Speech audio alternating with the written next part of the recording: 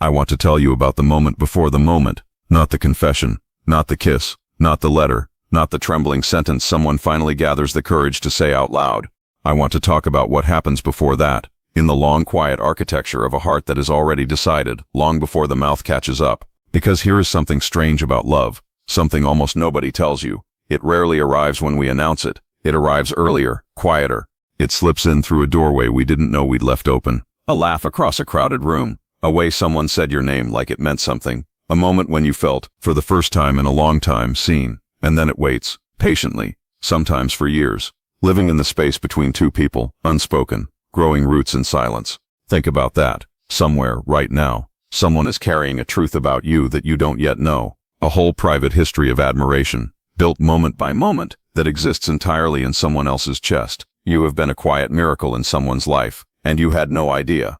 Isn't that humbling? We walk through our days assuming we understand the shape of our own story, and yet the people around us are writing chapters about us we've never read. I think this is why confession is so terrifying, not because love is fragile, but because truth is. To say I have loved you since the moment I met you is to hand someone the map to your most undefended country. It's an act of radical exposure, because once spoken, it can never be unspoken. The world divides cleanly into before you knew and after, and yet we do it anyway. Why? Because somewhere inside every human being is an ancient quiet ache to be known. Not admired for what we perform, not liked for what we pretend, but known fully in the ordinary and unfiltered version of ourselves, and loved anyway. That is the terrifying gift of love. It does not ask you to be extraordinary. It asks you to be real. So when someone finally says those words, I have loved you since I met you, understand what you are witnessing. You are not watching someone fall. You are watching someone finally set down a weight they have carried, sometimes for years, in complete solitude. You are watching a person choose courage over comfort, truth over the safety of silence. There is a strange kind of psychological transformation that happens the moment we decide to speak an unspoken truth. Before the words, we are two separate people, each living behind their own carefully constructed walls. After the words, whatever happens next, we are no longer strangers to each other's inner world. Something has shifted permanently. Growth doesn't always look like triumph. Sometimes it looks like trembling hands and a shaking voice, saying the thing that terrifies you most. And I think this is the deeper lesson hidden inside every love story. The risk was never really about being rejected. The risk was about being unrealized, about looking back one day and realizing you let a truth die quietly inside you because you were more afraid of a moment than of a lifetime of wondering. So maybe the real gift here isn't just love. It's honesty. It's the audacity of it. The reminder that some of the most powerful moments in human life happen not when we conquer the world, but when we conquer our own silence. Because in the end, love confessed is not weakness. It is the purest form of trust a person can offer another human being. It says, I have seen you, in your ordinary days and your unremarkable moments, and I chose you anyway. Not because you were perfect, but because you were real. And maybe that is the final truth hiding beneath this whole story. We do not fall in love with people because they are flawless. We fall in love with the quiet, particular way they exist in the world. And one day, when we finally say so out loud, we discover that the most vulnerable sentence in the human language is also the most powerful one ever spoken. I have loved you since the moment I met you, not because the moment was extraordinary, but because you were. There is a moment that exists before every love story ever told, and it is the moment nobody writes about. Not the confession, not the first kiss, not the trembling sentence finally spoken aloud after years of silence. I mean something quieter than that. The architecture that gets built long before any of it, in the private, unlit rooms of a person's inner life, where feeling accumulates one small brick at a time until, without anyone noticing, it becomes a structure strong enough to hold a lifetime. Think about how love actually begins. Not in the way movies tell it, not with lightning, not with some cinematic moment of instant certainty, but in something far more human and far less dramatic. A glance held a second too long. The particular way someone laughs when they think no one is watching. A sentence they said once, almost by accident, that lodged itself somewhere behind your ribs and never left. Love in its earliest form is rarely an event. It's a pattern, a slow accumulation of small, unremarkable moments that the heart, without permission, begins quietly cataloging. And here's what makes this so strange, so almost sacred. The person collecting these moments is often doing it entirely alone. There is no shared ceremony for this stage of love. No one announces, I am beginning to feel something. It happens in silence, in the space behind someone's eyes while they nod along to a conversation. Half present, half somewhere else, somewhere inside the architecture they're building, brick by brick, out of memory and longing. This is the part of love that exists before language, before it has a name, before the person carrying it even knows what to call the feeling rearranging itself inside their chest. Psychologists will tell you that human beings are meaning-making creatures. We take raw experience, and we shape it into story, into significance. And that is exactly what happens here. A person takes an ordinary interaction, a laugh, a walk, a late-night conversation, and quietly, privately, transforms it into meaning, into evidence, into the beginning of something they don't yet have words for. And so the structure grows, memory by memory, ordinary moment by ordinary moment, until one day, without any singular dramatic turning point, a person looks inward and realizes, asterisk, this has become something enormous. Asterisk, something that has been growing this entire time, unnoticed, unspoken, in the architecture of their own private world. What's remarkable is that the object of this feeling, you perhaps in someone else's story, often has no idea any of this exists. You continue living your ordinary life, unaware that somewhere nearby someone has been quietly building an entire emotional cathedral with you as its center. You have been the subject of private admiration you never asked for and never knew about. You have shaped someone's inner world simply by being exactly, unremarkably yourself. This is one of the most humbling truths about being human. We are constantly being perceived, interpreted, and quietly cherished by people whose inner lives we cannot see. We assume we know the full shape of our own story, but so much of it is being written elsewhere, in rooms we've never entered, by people carrying versions of us we don't even recognize, versions built from small moments we've long forgotten, but they never did. And so long before any confession happens, before any words are spoken, this is the invisible foundation being laid, moment by moment, silence by silence, a structure built entirely out of attention and memory. It is unglamorous, it is unspoken, and yet it is often the most honest form love ever takes, precisely because it demands nothing back.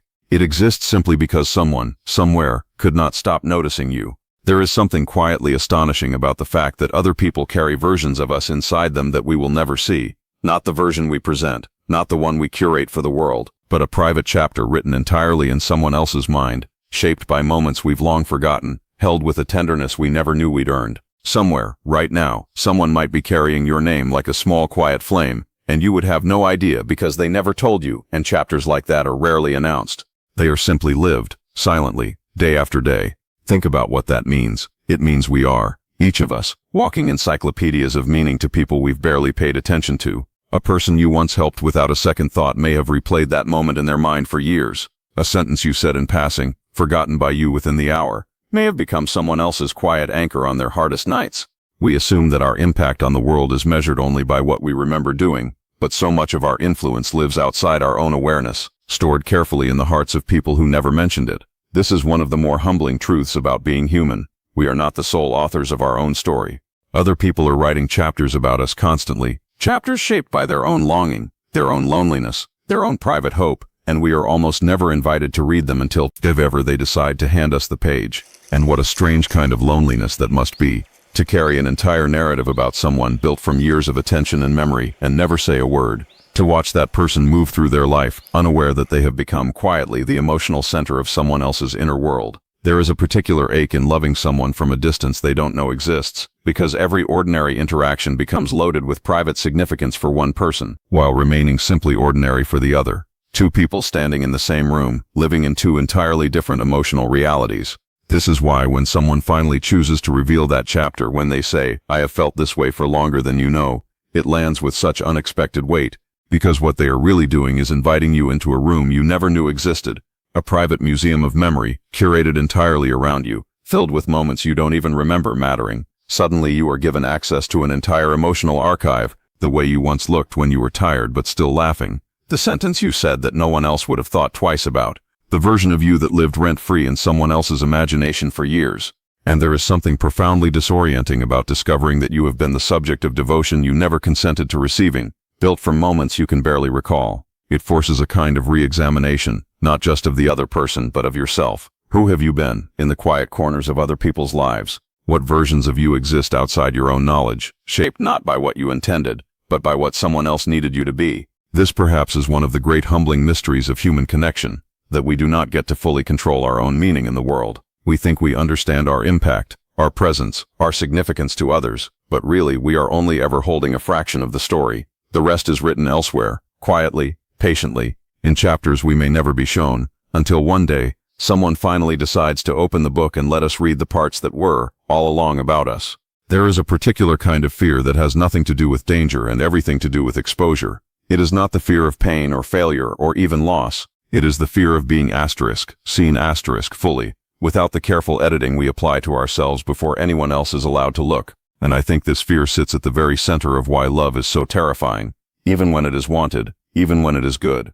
From the earliest years of our lives, we learn to perform, not out of dishonesty, but out of survival. We learn which parts of ourselves earn approval and which parts earn distance. And slowly, almost invisibly, we begin editing ourselves into something more presentable. We soften our strangeness. We hide our contradictions. We polish the parts of us that feel too raw, too much, too unfinished. By adulthood, most of us have become skilled curators of our own image. Not liars, exactly, but careful architects of what we allow the world to see.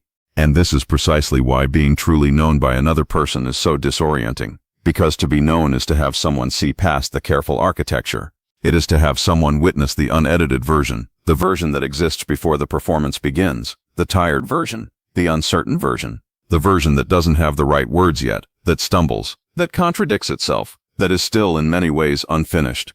Most people spend their whole lives quietly terrified of that moment, not because they doubt they deserve love, though many do, but because being known removes the last line of defense we have, the ability to control how we are perceived. Once someone sees you clearly, you can no longer manage the narrative. You can no longer retreat behind the version of yourself you'd prefer to present. You are simply fully visible, and it is entirely out of your hands what the other person will do with that visibility. And yet here is the strange paradox. This same vulnerability is also the doorway to the deepest form of relief a human being can experience.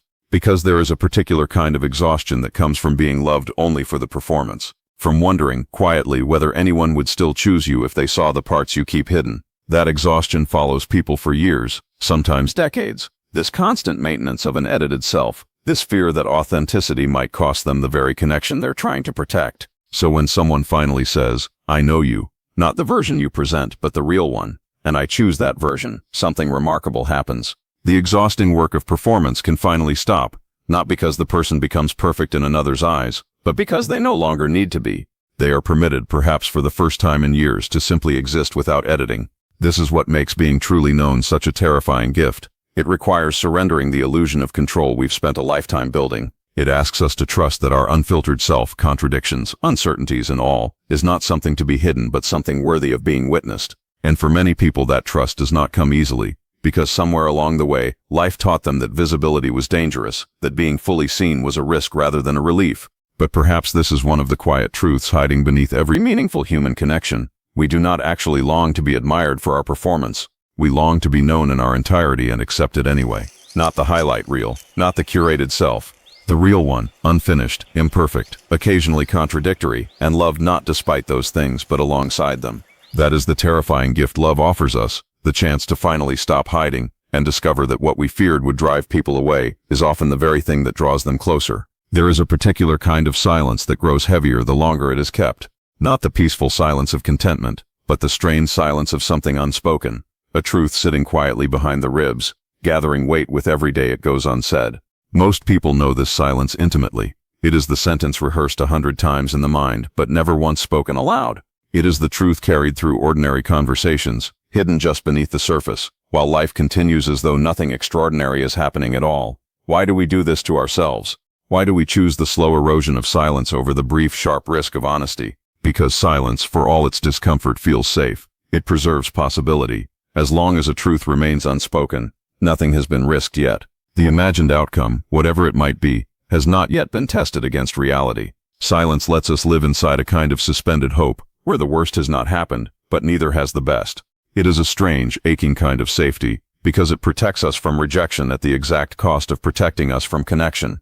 Speaking the truth, on the other hand, requires something silence never demands: courage. Not the loud, cinematic kind of courage we see celebrated in stories of grand heroism, but something quieter, and in many ways more difficult. The courage to stand in front of another person, fully exposed, and say the thing that cannot be taken back once it is said. This is a different kind of bravery. It doesn't ask you to face an external danger. It asks you to face the possibility of your own heart being witnessed and found anything other than what you hoped. And this is where something profound happens in the human psyche. The moment before truth is spoken is often more terrifying than the moment after. Our minds, in their attempt to protect us, tend to imagine catastrophe, rejection, embarrassment, the unraveling of a relationship we've quietly treasured. We rehearse the worst-case scenario so many times that silence starts to feel like the only reasonable choice.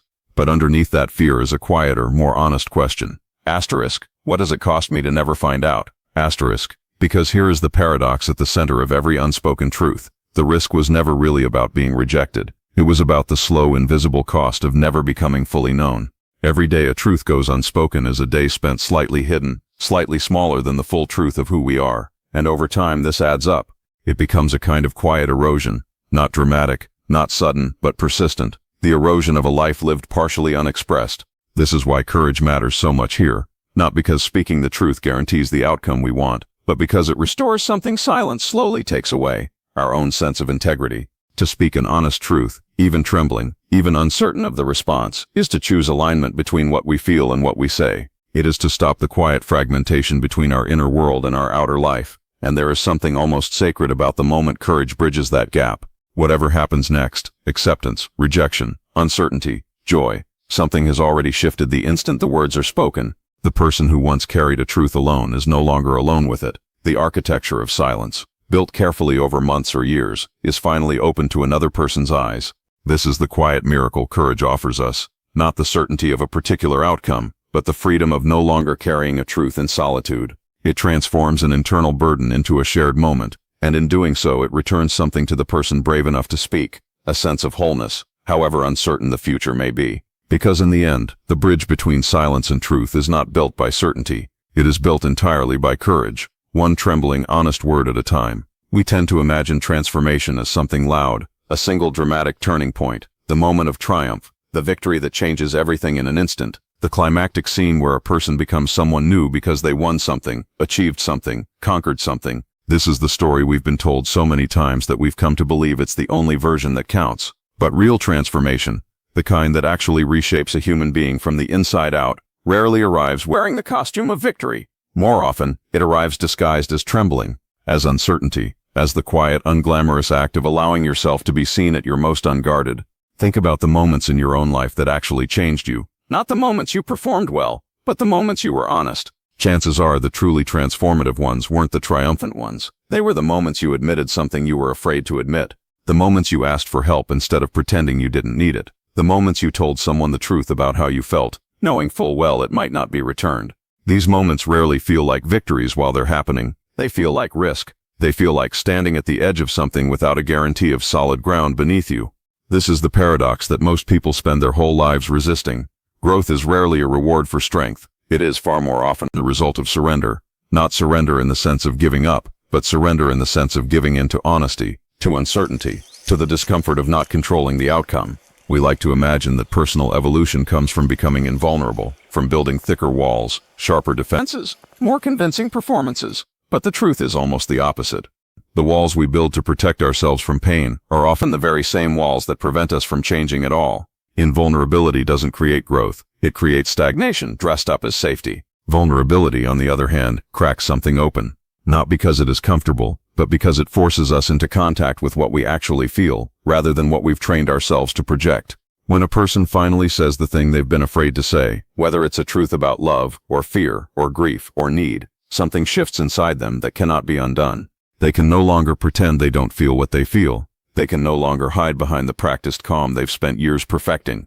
In that single act of exposure, an old version of themselves quietly dissolves, and a newer, more honest version takes its place. This is why the moments we remember as turning points in our lives are so rarely victorious in the traditional sense. They are the moments we finally stopped pretending. The apology we didn't think we had the strength to give. The confession we didn't think we had the courage to make. The tears we didn't allow ourselves to cry until we were finally safe enough or desperate enough to let them come. None of these moments feel like triumph while they're happening.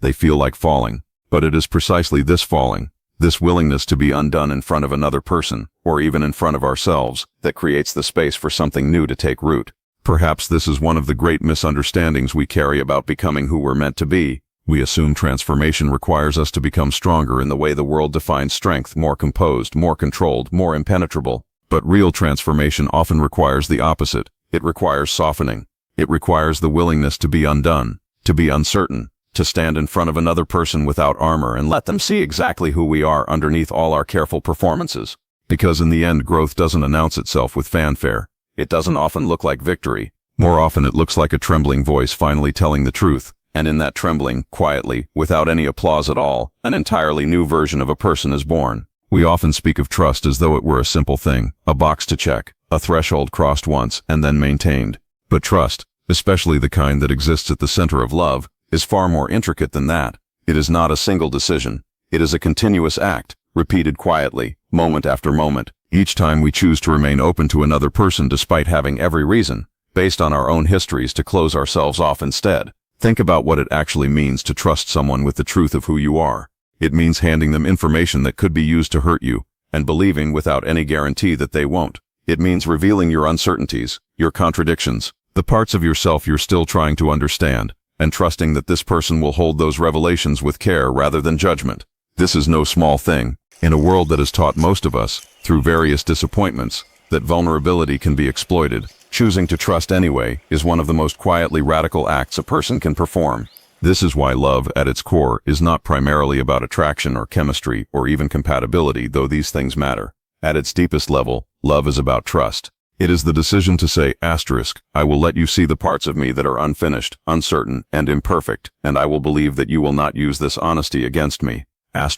This is an extraordinary thing to offer another human being, especially when so much of our early experience teaches us caution. And it is an even more extraordinary thing to receive because it asks something significant of us in return. The responsibility of holding someone else's vulnerability with the same care we would want for our own. There is a reason confessions of love often feel so weighty, so much larger than the words themselves might suggest. When someone says, I have loved you since the moment I met you, they are not simply expressing an emotion. They are extending an act of trust that has been building, quietly, for as long as the feeling itself has existed. They are saying, I have watched you. I have learned you. I have carried this truth carefully, and now I am placing it directly in your hands.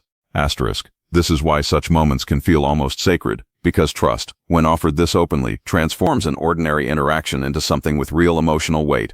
And this is also why the response to such trust matters so deeply, because trust, once extended, creates a kind of moral responsibility in the person who receives it. Whether the feelings are returned or not, the person on the receiving end has been given something precious, an honest glimpse into another person's inner world, and how that gift is handled says something significant about their own character. Trust met with gentleness, even in the absence of reciprocated feeling, honors the courage it took to offer it. Trust met with carelessness diminishes something that took real strength to create. Perhaps this is the quiet truth hiding beneath every meaningful human connection. Love does not ask us to be perfect for each other. It asks us to be trustworthy with each other's most unguarded moments. It asks us to treat vulnerability wherever we encounter it as something valuable rather than something to exploit or dismiss. This is a much higher standard than simply being liked or being wanted. It is the standard of being someone safe enough to be fully known by. And so in the end, perhaps this is what makes love endure long after the initial spark of attraction fades. Not chemistry, not circumstance, but this ongoing quiet decision to remain trustworthy with what another person has entrusted to us, to hold their honesty gently, to meet their vulnerability with care rather than carelessness. Because in a world where so many people have learned to protect themselves through distance and performance, choosing to be trustworthy with someone's open heart is one of the most meaningful gifts a person can offer another human being.